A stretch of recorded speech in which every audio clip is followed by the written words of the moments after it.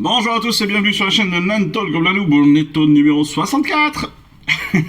C'est de pire en pire ces présentations. On est sur la vidéo de règles de la semaine avec évidemment la charte d'unité de Skragrott. Skragrott, le roi loup. Alors notre Skragrott, notre magnifique roi loup, eh ben il est pas si bien noté que ça.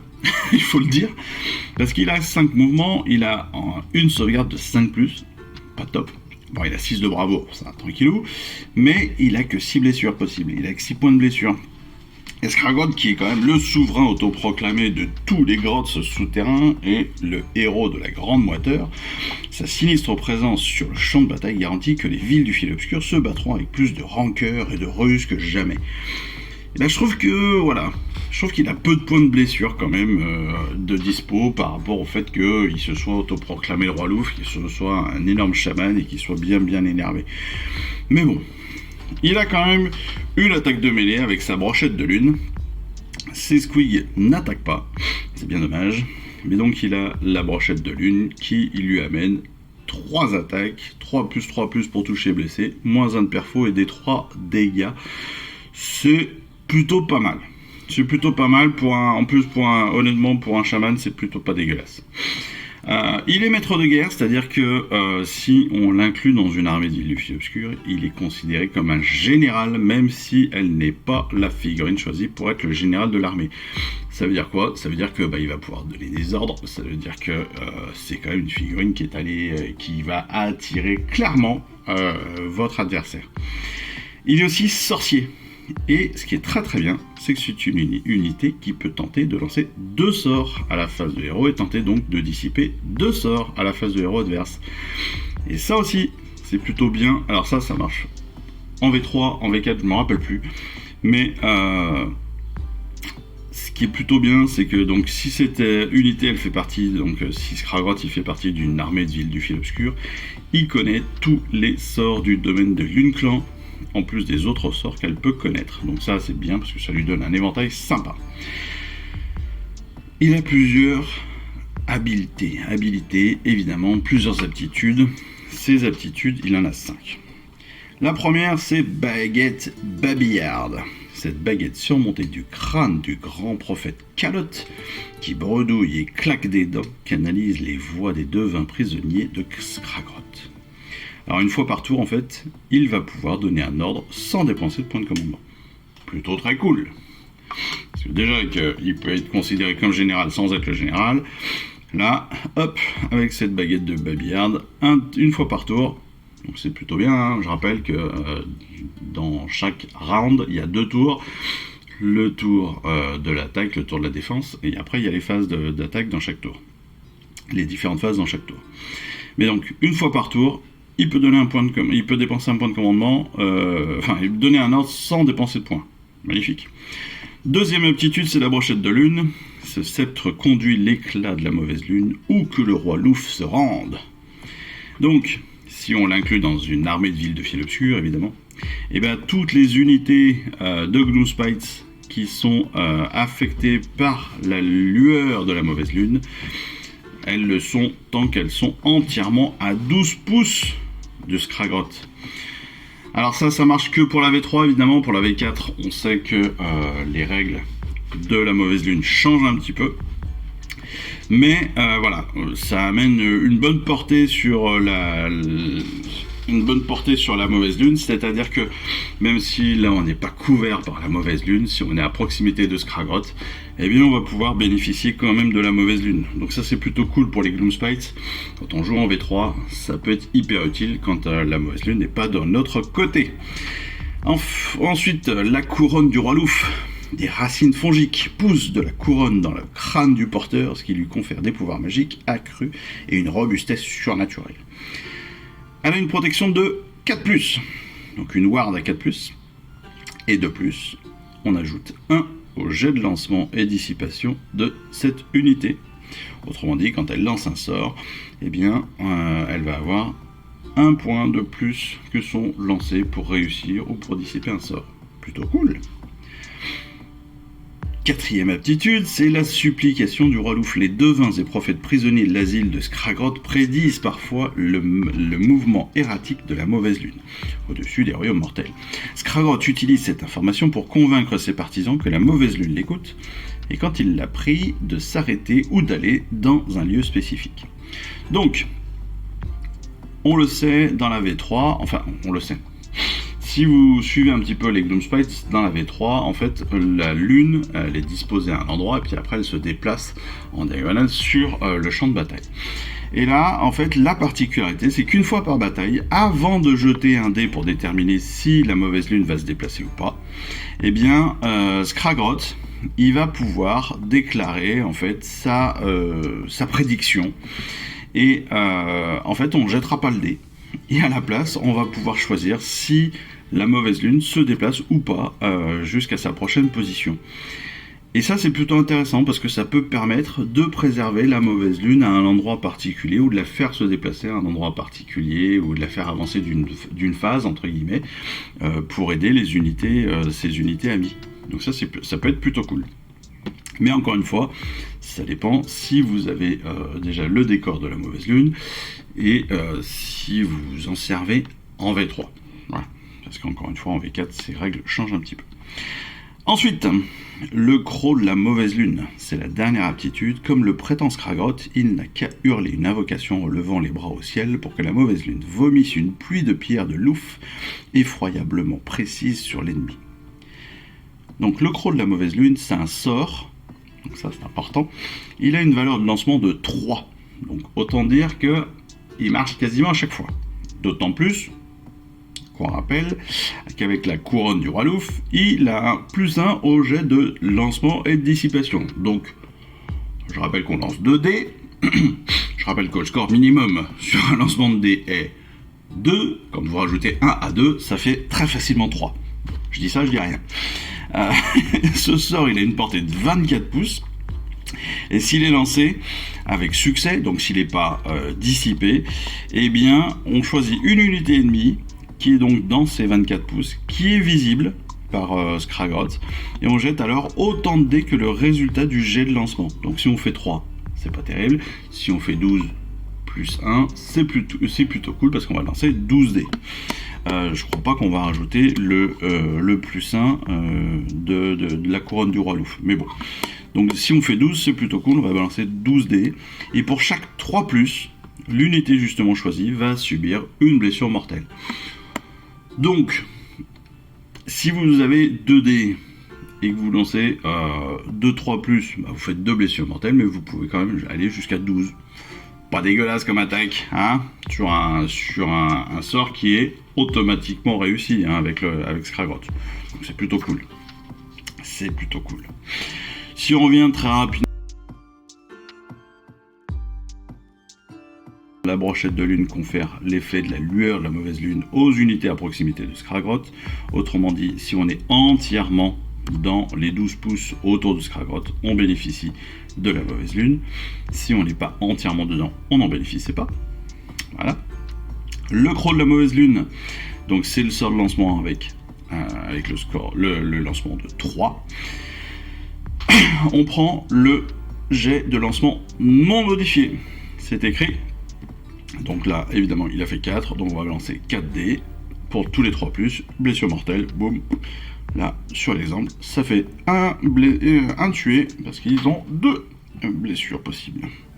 Et la supplication du roi Louf, c'est donc l'aptitude qui est utilisable une fois par bataille pour éviter le mouvement, soit pour faire déplacer le mouvement, hein, comme ça nous arrange, soit pour immobiliser la lune pendant un tour.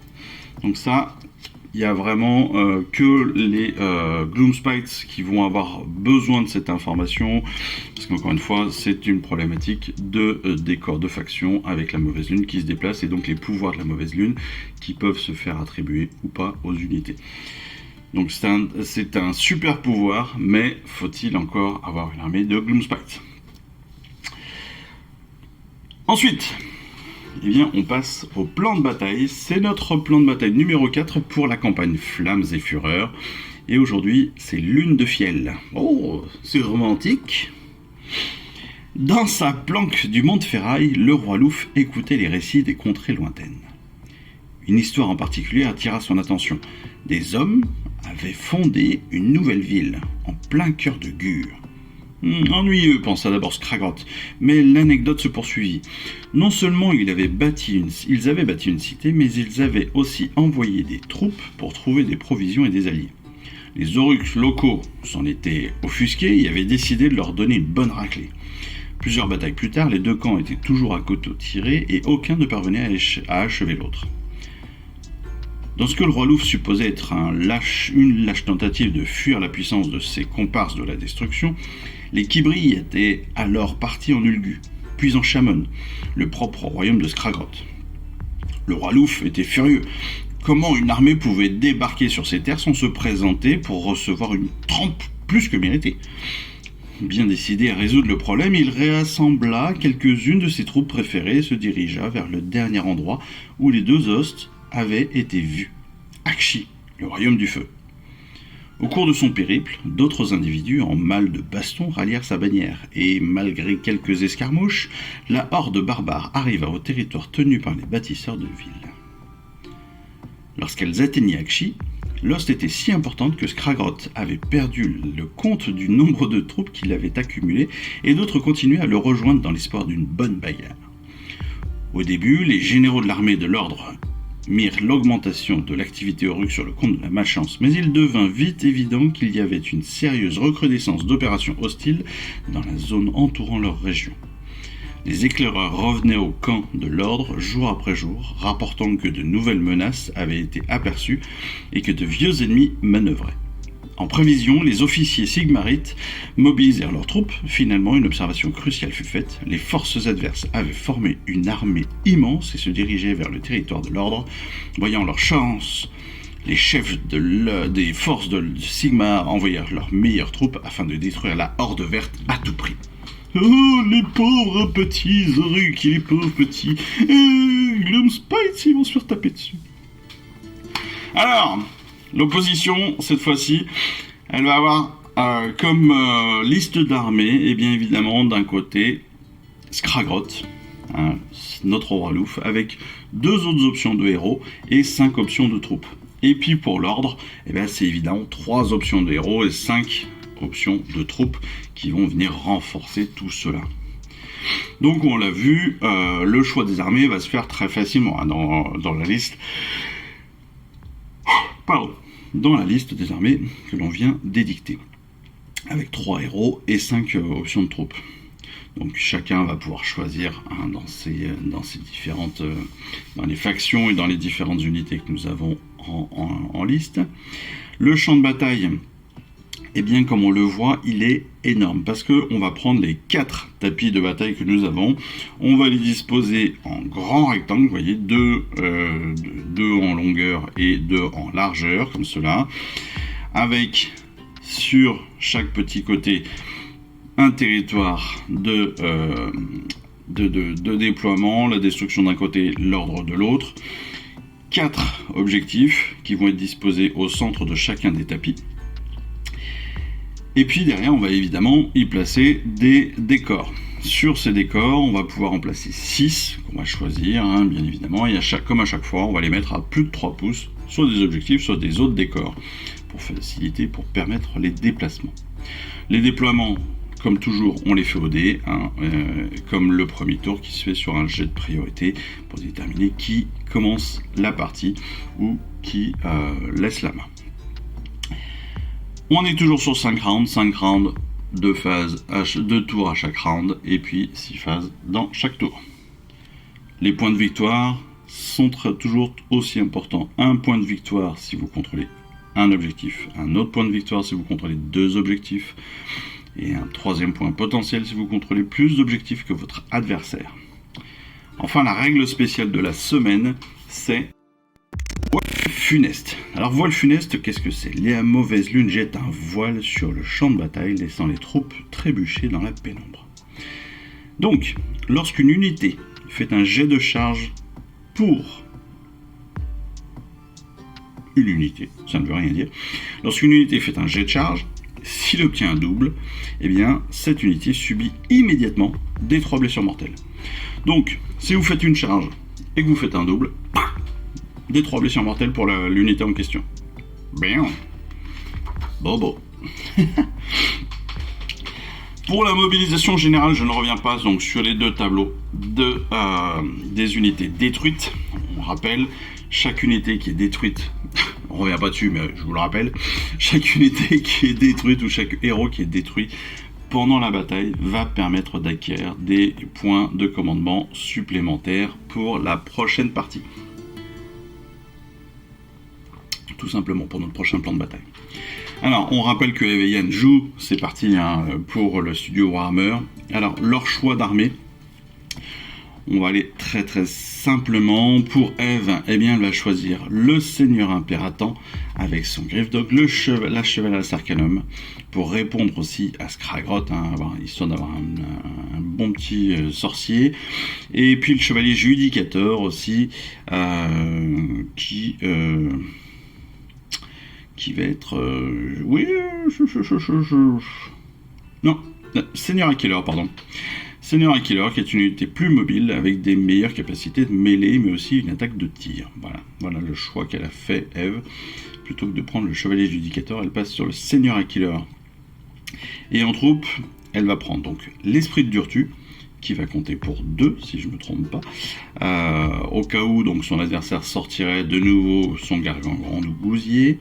Elle va aussi prendre le Char Foudroyeur, donc qui va lui donner des options de tir, mais aussi des capacités de mouvement hyper intéressantes. Et puis, comme elle veut rester sur une idée de host mobile, elle va prendre ses Griffdog, et puis les Silver Revenants. Comme ça, elle reçoit gratuitement les Fiels Revenants.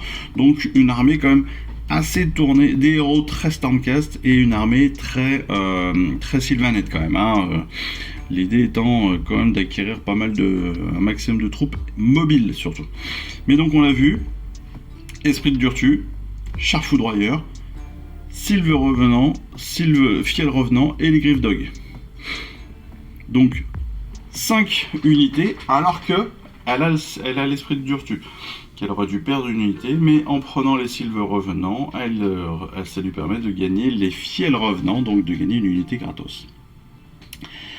Pour Yann, qui a la destruction, lui, évidemment, eh bien, il a Skragrott. Skragrott, c'est la base. Ensuite, il va opter pour le boss qui tue avec son Grotte Shriner, un Shaman Fongoïde aussi, ce qui va lui permettre aussi d'avoir d'autres capacités magiques, plutôt intéressant. Et puis ces 5 troupes, il va faire en sorte de coller un petit peu à l'univers de son général et profiter en fait des capacités de son général, avec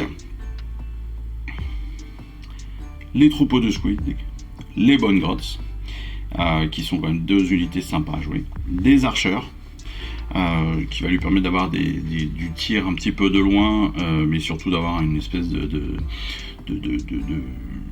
d'unité d'unité de tir, même si elle n'est pas hyper puissante. Le fait qu'ils soient nombreux et qu'ils aient une capacité à doubler leur tir, c'est toujours intéressant. Les fanatiques rabouilleurs qui vont pouvoir s'insérer gratuitement déjà avec ces archers, et puis les crevards de Zarbag, qui va lui permettre aussi d'ajouter gratuitement Zarbag, bien évidemment, ce qui lui fait gagner un petit héros, voilà, en plus. Et puis au-delà de ça, il va aussi prendre les éventreurs. Donc les éventreurs, cette unité vraiment mixte qui lui permet de tout faire. Voilà, c'est toujours très très pratique d'avoir ces unités-là. Donc là aussi, un choix très intéressant. Pourquoi ? Parce qu'il a 3 héros classiques. Skragrott, boss qui tue et le Shaman Fongoïde. Ça c'est fait.